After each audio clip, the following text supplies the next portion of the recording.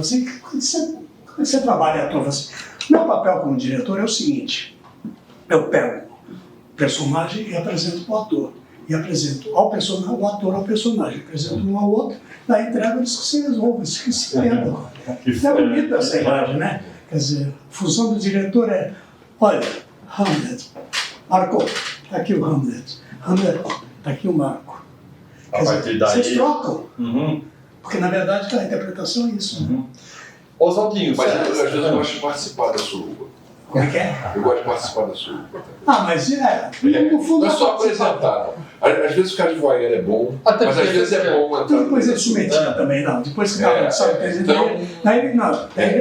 não, ele tinha uma coisa que ele não falava, mas ele entrava para bagunçar. Quando essa relação estava toda muito bonita, ele botava um frango assado, botava um frango pro ator comer, você fala, não posso comer esse frango, caralho, personagem não come frango. Oswaldinho, você acha que foi essa peça que despertou o seu interesse de depois aproximar a ciência do teatro? Daí você fez outros trabalhos? Daí eu fiz, mas daí eu entrei com um grupo lá do Palmo Arte Ciência e a gente fez um monte de O Palma coisa. já tinha feito. Está fazendo até hoje o Einstein. Então acho que começou Mas você fez o Na verdade eu comecei, a minha estreia em teatro foi uma peça de ciência. Ah, é? Infantil.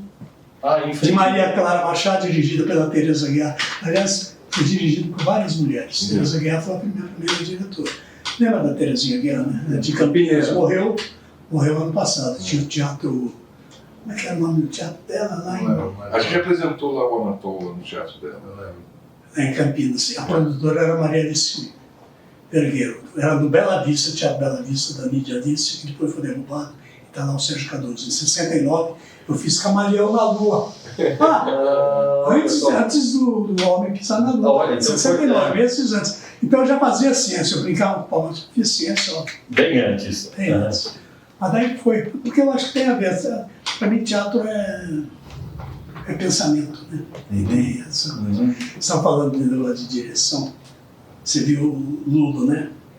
Não sei se aconteceu com vocês, isso que aconteceu com o Adhemar. Eu fui assistente do Adhemar, e ser assistente do Adhemar era um aprendizado. Fiz o meu curso de graduação, de pós-graduação de teatro com o Adhemar nessa direção. O texto já é complexo, né? O texto do Frank Lederkind já é... Daí tinha feito, o Zé de Cheta fez um cenário, a gente foi no estúdio do Zé, ele mostrou a maquete, a maquete era genial, tá bonito, tal. Monstruosa, não, grande, para o teatro Sesc Anchieta, uma puta cenografia. Tá legal, tá, o Adhemar provou, ok. E daí fomos ensaiando.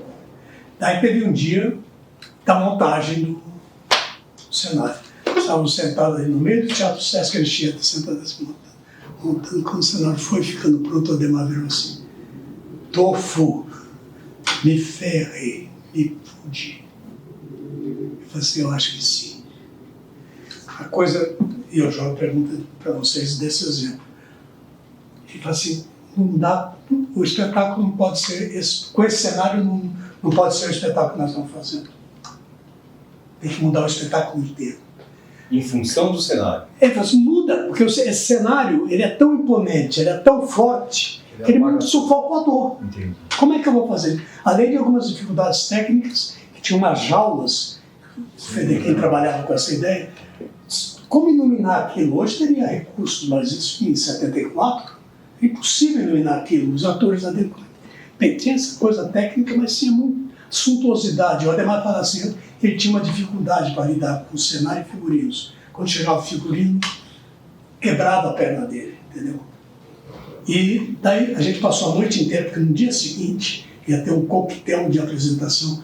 O produtor era o Chico Bergamo, pai da Mônica Bergamo, que até hoje é assim, você dilapidou a minha herança, vocês do teatro. O Chico era maravilhoso. Ele amava teatro, era herdeiro dos móveis Bergamo. Né? Então, ele tinha recurso. Ele montou espetáculo na oficina com o Fagundes, e depois procurou a Ademar e andava fazer, tem esse texto, quer fazer? Quero. A gente fez no Celso Cristiano. Então, dilapidamos, Mônica, acabou sua herança. Vai ter que trabalhar. Porque ele gastou muito ali, foi uma puta produção. No dia seguinte ia ter um coquetel de apresentação para a imprensa, aquelas coisas badaladas, tudo organizado lá. A Ademar falou assim, tão fodido, o que você vai fazer? Eu falei assim, vou para casa dormir, não vai para casa, vamos. A gente ficou armado a noite inteira, os dois fumavam muito, não sei quantos maços de cigarro a gente fumou, quebrando a cabeça, pegando o texto e analisando. De manhã, cara,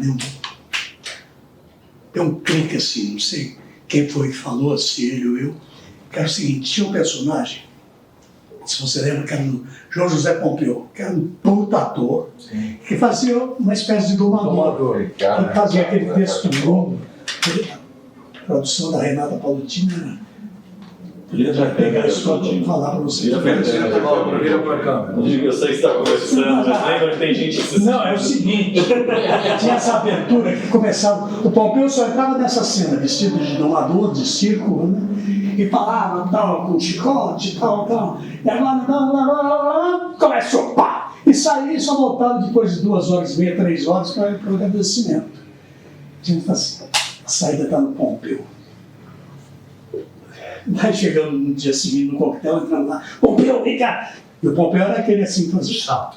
Chato não, ele era muito objetivo. Ele chegava assim, olha, o espetáculo que a gente está fazendo, o texto é maravilhoso, a direção é sensacional, o elenco então, tudo, o cenário, figurino, mas ninguém vai ver, viu? Ele era assim. Ele tinha muito entusiasmo. Ninguém vai ver. Essa é a piada dele na missa do 7º dia, não vem ninguém. Não, isso era no velório. Colocaram ele dentro da piada sobre ele. Não tem ninguém. Aí fala assim, daí começa a aparecer muita gente. Aí veio muita gente assim. Eles não tinham mais nada que fazer. Isso era o Pompeu. Pompeu, você vai mudar tudo. Ou seja, ele passou, não sei se você lembra isso, ele ficava no espetáculo, ele regia o espetáculo, o chicote, ele tinha texto, não pode ter texto.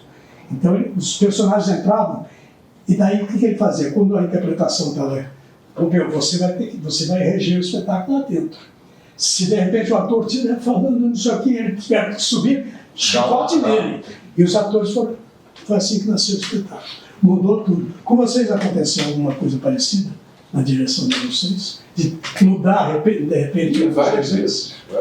Em cima da hora, na marca assim? Olha, eu comecei fazendo peça infantil, né? E a minha... Eu também. Apenas o Conto de Fadas, que é um texto meu. Depois a gente fez uma peça por outra do Jantar Dia, que era alternativo, aí era adulto. Aí a gente fez o Nélia Rosa, que era uma adaptação do Thackeray, de um romance. Era uma peça infantil. Na véspera da estreia nós tínhamos 2 horas e meia de peça. Para criança. Aí eu fui para casa. Quando a criança sair, estava na hora de tomar outra dose da vacina. Qualquer vacina que fosse. Mas eu não estava encantador, né? E nós estivemos fora do Rio de Janeiro, no Teatro Arthur Azevedo, que era um teatro em Campo Grande. A gente fazia esse circuito muito, a gente ia estudar Filho Preta todo dia, e às 8 horas da manhã pegava um trem Foi uma loucura, a gente ia todo dia fazer para ter público, e nós tínhamos um público lá. Aí eu fui para casa, eu posso cortar aqui, então eu tinha as coisas escritas na parede, eu empurrava os atores, puxava, troca de roupa para cá, porque eles não sabiam, eles tinham ensaiado 2 horas e meia. Passou para 1 hora e meia, que já era grande, e aí foi diminuindo aos poucos. De um dia para outro eu cortei 1 hora. Caramba. Tem outra história também, essa teatro infantil foi uma das melhores. Nós fizemos uma peça do Orígenes Lessa, que uma pessoa queria entrar para a Academia Brasileira de Letras, e ele era diretor da Funarte, então ele falou, da Funarte, não é da Funarte, e eu arranjo dinheiro para vocês para produzir uma peça do Orígenes Lessa. Era uma peça infantil e não era boa, não entendia nada de teatro. E a gente acabou mexendo, mas eles eram assim, nós falamos naquele momento que estavam quase fechando as portas, aquele dinheiro que nos salvou, e deram cenários, figurino construído no Teatro Municipal do Rio de Janeiro, e aí tinha um cenógrafo que resolveu inventar coisa, aí tinha uma árvore de cordas, estavam 4 pessoas para tirar aquilo de cena. Era no Glaucio Gil, que não tem quase coxia, e de noite tinha a Eda Gabler com a Dina Sfati. Então tinha que estar aquele cenário inteiro, já era coisa pra cacete. E essa árvore, tipo, 4 pessoas, demorava. Aí eu fui fazendo assim, chega um pouquinho pra cá, chega um pouquinho pra cá, chega um pouquinho, olha, saiu, ficou na coxia, mas não saiu assim, isso. E a outra também, do Pinóquio, no Rio, foi um grande sucesso o Pinóquio, era um espetáculo muito bonito. E foi bom que você veio pra cá, não foi? A gente não veio com, a gente veio com os cônoes, né? E aí na temporada seguinte a gente fez o repertório que a gente estava fazendo no Rio, que era a Viúva Porém Honesta e o Pinóquio. E nós vendemos numa dessas coisas, a gente vendia para... Lá em Campo Grande, 3 sessões vendidas para a escola. E tinha 1h20, mais ou menos, que era grande para teatro infantil, mas era muito bonito. Só que nós tínhamos 3 turmas esperando lá de fora para entrar, de tão lotado estava o teatro. Aí eu estava assim, sentado, vendo, assim. Fui até, era aparelho de som aquele que girava ainda. Gravador de rolo? Gravador de rolo, assim, dá para você pular dessa música para essa daqui? Falei, dá. Aí eu fui lá, avisei o elenco, nós vamos tirar 20 minutos da peça aqui. E aí, o ator que fazia o Pinóquio, ele olhava assim, tipo, estão contra a roupa, o que vai acontecer? E eles, como era de episódios, eu tirei 3 episódios e eles cortavam para isso. Isso foi na hora que eles... e aí a gente tinha essa versão curta, mas que foi feita na hora.